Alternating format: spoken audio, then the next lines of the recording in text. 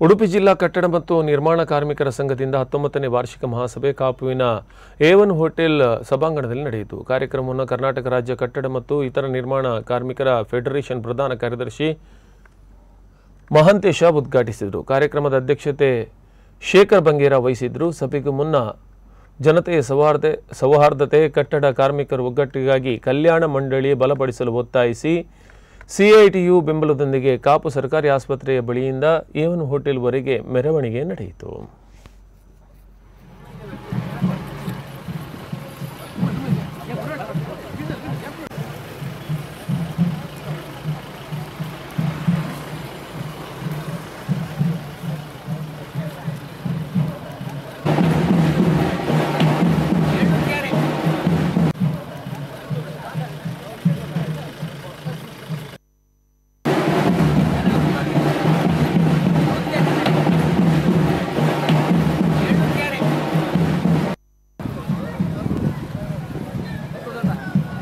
सरी बना